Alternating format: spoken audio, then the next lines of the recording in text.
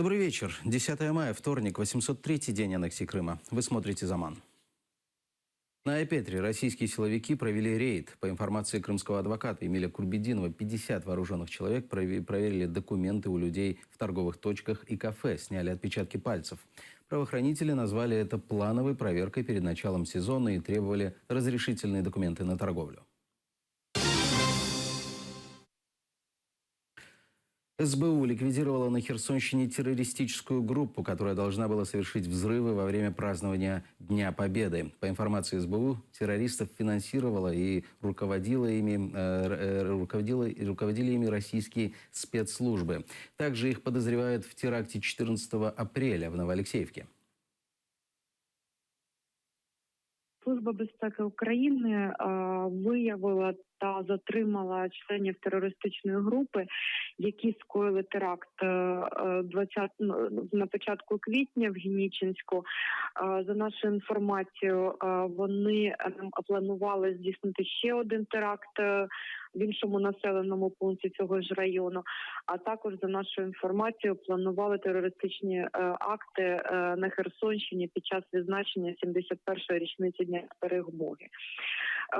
Ми з'ясували, що ці люди фінансуються з російськими спецслужбами, і сьогодні тривають пошуки решток цих груп.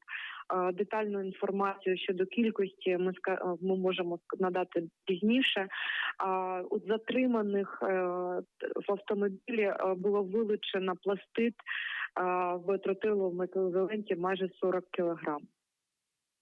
Ситуация в зоне АТО существенно ухудшилась. Вчера пророссийские бандформирования 15 раз открывали огонь по позициям украинских защитников. Боевики нарушают условия строгого неприменения оружия практически вдоль всей линии разграничения. Бойовики порушують умови суворого незастосування зброї практично вздовж усієї лінії розмежування. З вечора противник обстрілював наші опорні пункти в районі Авдіївки з гранатометів, стрілецької зброї та зенітних установок. Неподалік Луганського бив з гранатометів та озброєння бойових машин піхоти. На Маріупольському напрямку під вогнем бойовиків опинились наші позиції в районі Широкіного та Старогнатівки. Там противник застосовував гранатомети різних систем, а також протитанкові ракетні комплекси та озброєння БМП. На Луганщині бандити обстрілювали зі стрілецької зброї українських воїнів, що несуть службу біля Новоолександрівки. Неспокійно і з початку цієї доби. Незаконні збройні формування вже 6 разів відкривали вогонь по позиціях Збройних сил України. Захисників Авдіївки обстрілюють з гранатометів. Біля Старогнатівки бойовики ведуть вогонь з БМП, а в районі Мар'їнки активізувались ворожі снайпери. В Чечне смертник подорвался на пропускном пункте полиции. Двое вооруженных боевиков напали на КПП, где один из них подорвал себя. В результате один полицейский погиб, 4 получили ранения. Его сообщника убили при попытке завладеть оружием полицейского. В интернете распространили видео со взрывом. Дойди до нашего вагона, скажи... Сегодня на форуме ООН заслушают доклад о нарушениях прав крымских татар. Первый заместитель министра информационной политики Украины Эминет Джепар сообщила, что на эту тему выделили 5 минут. Вчера член Меджлиса крымско-татарского народа Искендер Бариев на экспертной дискуссии о языках коренных народов рассказал о ситуации с крымско-татарским языком в оккупированном Крыму. Российская сторона запротестовала на словах аннексия и оккупация. Для изучения крымско-татарского языка те языки, которые являются по национальности относятся к этой группе. На базе 25 дошкольных образовательных организаций с русским языком открыто 35 групп с крымско-татарским языком. Таким образом, я бы сказала, что в республике уделяется определенное внимание для того, чтобы школы создавать не только группы для изучения крымско-татарского языка, но и созданы школы, где основным языком обучения является крымско-татарский. Спасибо. Меджлис призвал отменить традиционное восхождение на Чатырдах в Крыму. Там, уверена, акция будет использована российскими оккупантами и их прислужниками. В этом году организатором выступил муфтият Крыма. Подробнее в сюжете. Меджлис против восхождения на Чатырдах, призывает не участвовать в нем.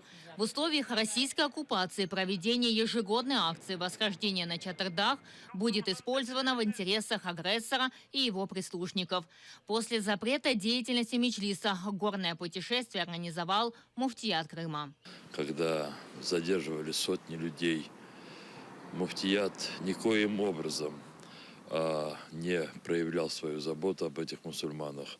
Более того, с его молчаливого согласия усиливались репрессии, и муфтий не выступал в защиту крымских татар. Очень многие соотечественники стали выражать опасения, что и эта акция может быть полностью отдана под пропагандистские цели. Ежегодно 1000 участников поднимались на главную гору крымских татар и отдавали дань погибшим в депортации.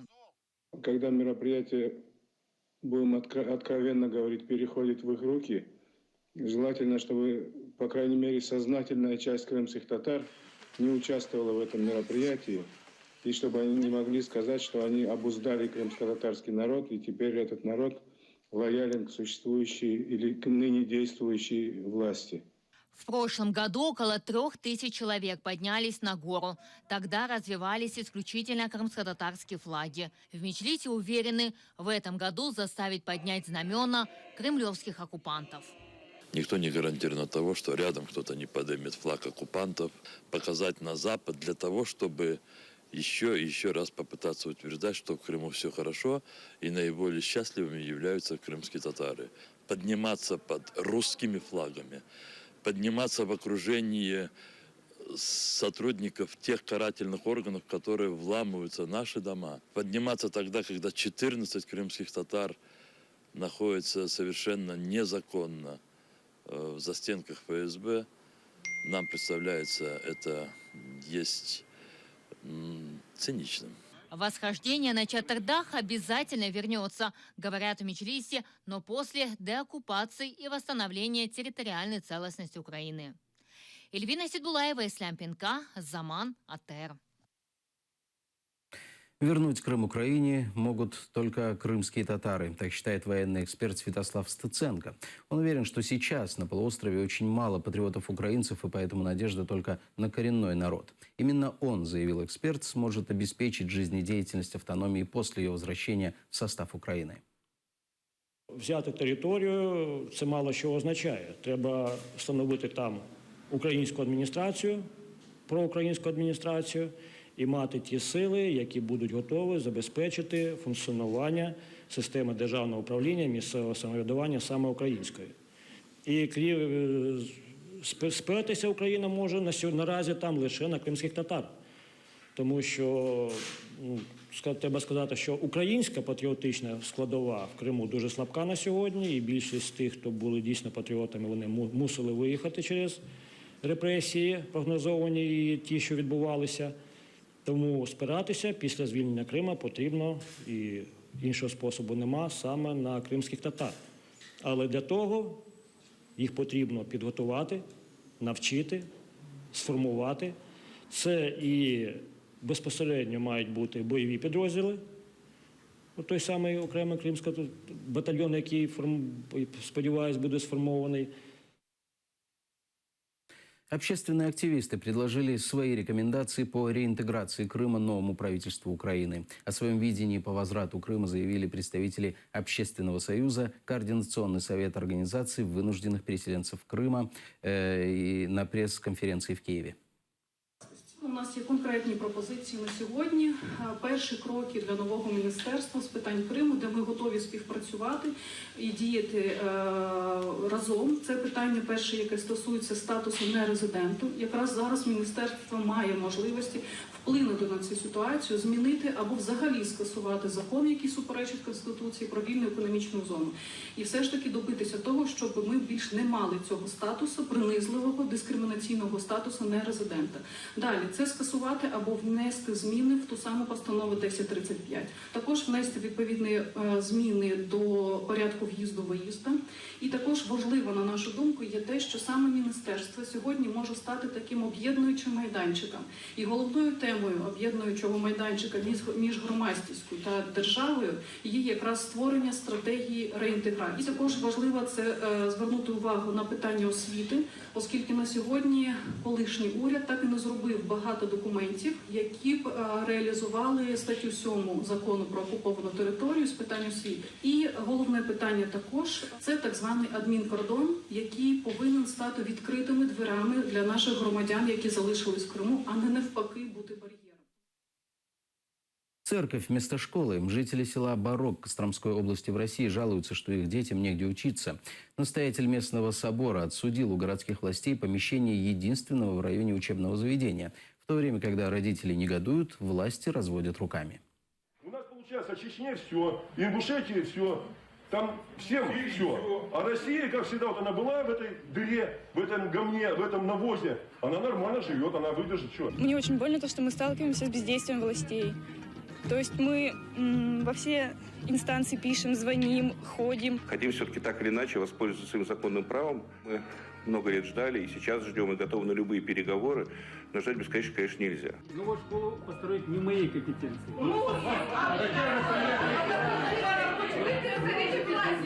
Но я вас услышал. А зачем вы сюда приехали? Успеет ваше мнение? Было интервью с нашим главой, где он уже все прописал.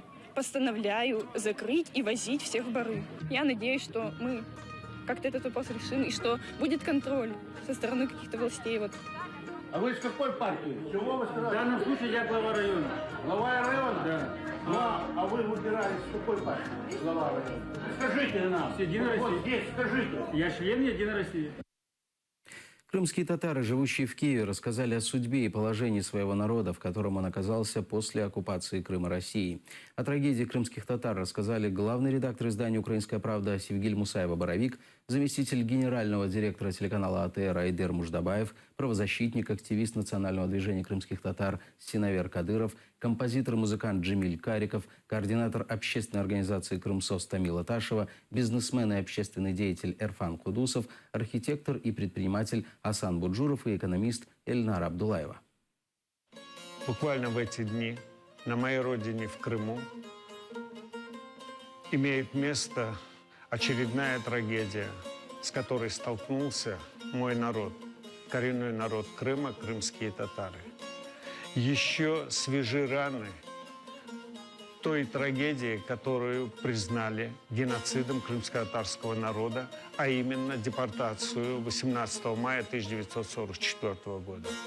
В очередной раз, оккупировав Крым, российский агрессор поставил перед собой задачу уничтожить мой крымско-татарский народ. Да, мы древний народ с устоявшими древними традициями, но в этой неравной борьбе нам одним выстоять и выйти победителем будет нелегко. Но я уверен, что именно вместе с украинским народом, с международной общественностью мы выдержим и выйдем победители в этой схватке. На этом пока все. Хорошего вечера. Будьте с нами.